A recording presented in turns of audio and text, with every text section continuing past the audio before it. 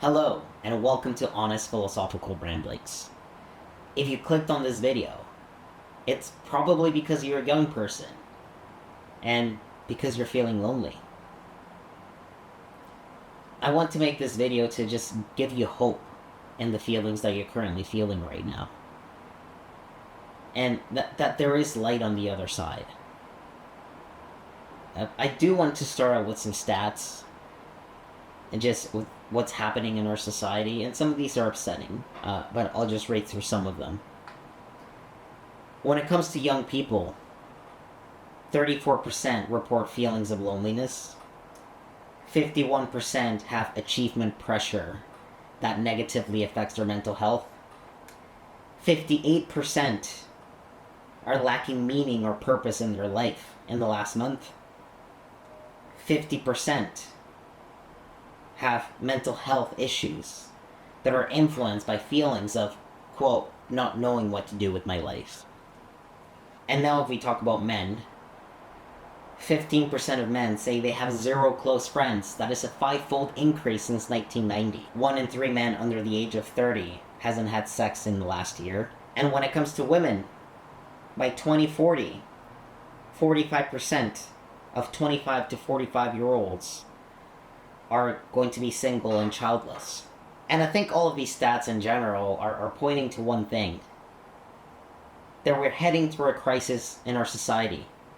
A crisis where we are less connected. And I think there's a lot of factors to this, but a lot of this is social media. And what's really worrisome as well is that the younger that you go, the worse that it gets. If you look at the stats of Gen Z, it looks pretty horrible. And they are feeling the most loneliness, despite the fact that they are the youngest generation who is the most connected, who knows how to use technology the most. That worries me. When it comes to dating and the struggles that both men and women are having in order to meet a significant other, how is this happening when supposedly it's supposed to be easy? You got all these apps, you got all these options, but something's happening there too. What I think is that I think we're heading in a really bad direction in general. If you look at a place like Japan, I would say Japan is probably a couple of decades ahead of us when it comes to technology in terms of a social way. You might remember a number of years ago there was this hologram superstar in Japan, and people would go to concerts to see this hologram celebrity.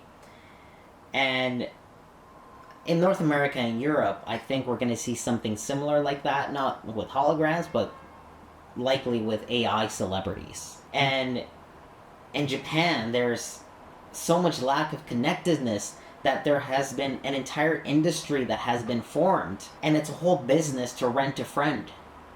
And when I say a friend, literally just a friend. Renting somebody to go out on a coffee with you. Renting somebody to go out on a walk. Paying somebody to sit down with you at dinner so you don't feel alone. It's a whole business model, and it's a big business. And it is so common for people to be so disconnected that there's actually a word in Japanese for people who are considered to be social shut-ins. Basically, they just live in their apartment alone, they work from home, they never leave, they have no friends. And that's not good. That's incredibly sad. And what I'm seeing is that we are heading that direction here. There's so much technology, there's so much connectedness. Supposed connectedness. But we're drifting apart. But I'm making this video just to give you hope. And mind you, I do want to say that there's a difference between being alone and being lonely. You can have a lot of friends and feel alone. Or you can have little friends and not feel lonely. And what I'm specifically talking about are specifically the feelings of loneliness. Because that is what negatively affects our mental health. Maybe you do have friends, or maybe you have little to no friends. But regardless of where you are, whether you do have friends or not, if you're feeling feelings of loneliness regardless, that is why I want to address you. if you're having those feelings. But regardless of where you are out of the two, it's not good for you. One of the biggest predictors of happiness is the connections that you have, the friendships that you have, the connections that you have with your family. And actually, the number one predictor of happiness in longitudinal studies is having a good romantic companion. Mind you, it is much better to be single than be in a bad relationship, that's for sure. But the number one predictor of happiness is having a stable, good relationship. And when it comes to friends or other connections, we're losing that. And I want to tell you that there is hope. If you're watching this video and you're feeling lonely, there is hope. And I know this sounds easier said than done, but for me, or at least my circumstances, is I've gone through, for years, periods of on and off of feeling lonely. Mind you, I've had friends. I'm one of those people that I would have friends, but I would still feel lonely. I would go out and meet different people, and then I would feel lonely. And it was just this feeling that I couldn't shake. And for years I was trying to make new connections, but I would still go through these feelings of loneliness. But what I want to tell you is that a lot of these things, they start in here, in your heart and in your mind. And if something is true within you, you're going to make it true in the exterior as well.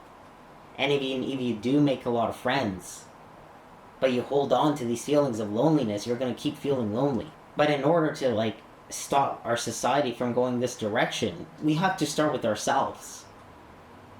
So even though it took me a long time, that I would try and meet new people, or I would try different meetups. And the first time I started dabbling with this was a few years ago, and in my mind, I was always worried about being awkward, or meeting new people is awkward, or going to a new party, I don't know how to talk to people, and, standing in the corner, but the more and more you hold on to these feelings, the more you make it true.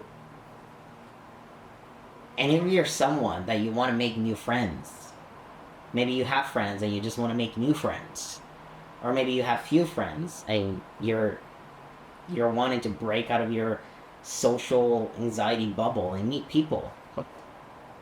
It's going to be hard at first. And that's okay. And maybe you don't really know too much how to socialize, but you want to meet people. That first party you go to, or that first meetup you go to, if it's awkward, it's going to be okay. And I think what happens with people is they try and meet somebody, and then they find themselves in one of these awkward situations, so then you don't want to feel that again. And the anxiety stops you from going to another meetup. And then before you're meeting new people, you're feeling this anxiety bubble up within you. And then you make that awkwardness your reality. And if you're in a situation where you don't know how to talk to people, people are not talking to you, a lot of that is within yourself. And that's okay. And the thing is that as humans, we pick up on other people's energy subconsciously. So if you're acting really, if you are really nervous, you don't know how to approach somebody, and somebody wants to talk to you, they're going to pick up something in you that is off. And that's okay.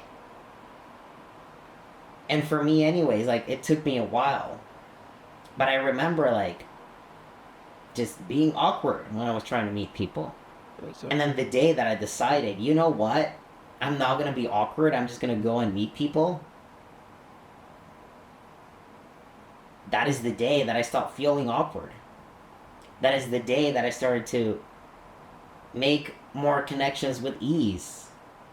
That is the day that it didn't feel weird to go into a new group of people and just introduce myself and find something in common.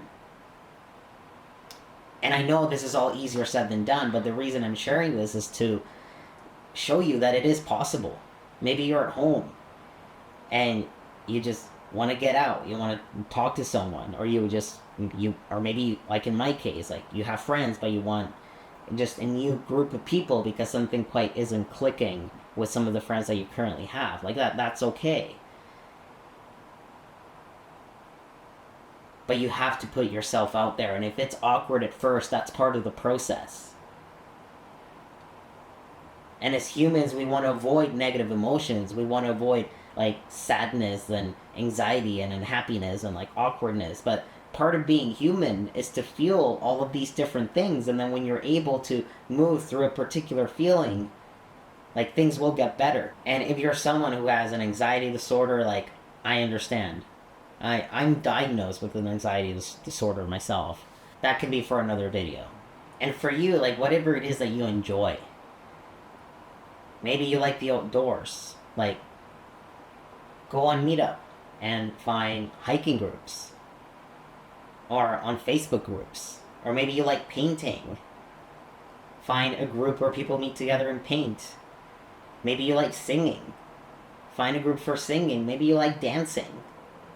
And at first, especially if you're a person that suffers from anxiety, or you don't have a lot of experience like breaking into new groups of people, if it's awkward, it's okay.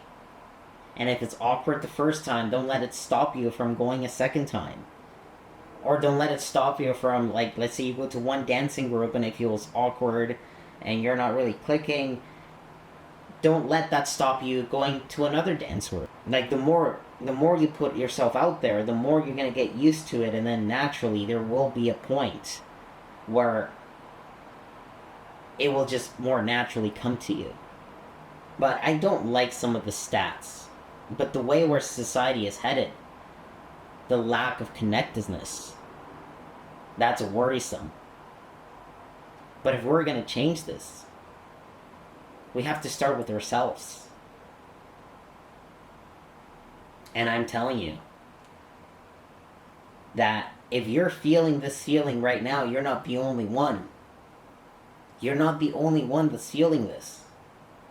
Because there's a lot of people that are feeling lonely, in your position, feeling anxious, feeling like they just want somebody new to talk to, not knowing how. And maybe you're spending all your time on a screen. Maybe you're on Facebook groups or WhatsApp chats or whatever it is. Maybe you have a lot of friends here. But this isn't real. And maybe there's a sense of comfort if you're saying something within a group chat. No one's looking at you to like judge you directly. So maybe you yourself, you're keeping this distance through a screen because the screen gives you comfort. It gives you comfort from not having to face people head on. But sometimes even though it's hard, stepping out of that, it's a process. And just know that this feeling that you're feeling, other people are feeling it too. And other people are craving connection. And if we all start putting ourselves out there, you're going to find out that you're not really that alone. Maybe you're sitting in your room, and then there's somebody else that's sitting in a room with their own levels of anxiety. And if you both put yourself out there, maybe you both would become great friends. And I just want to say that as someone who is learning to step outside of my comfort zone and actually seeing the other side of that separateness that I felt from most people for a long time,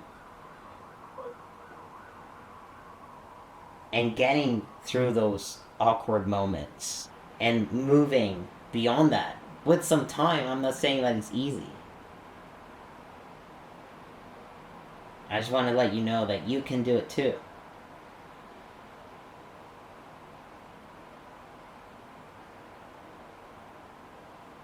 You can do it too, and there's hope.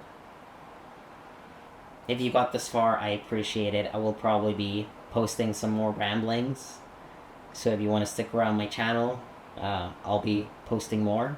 And I appreciate you sending hugs to anyone who's feeling like they want more connection. You can get through this. You can.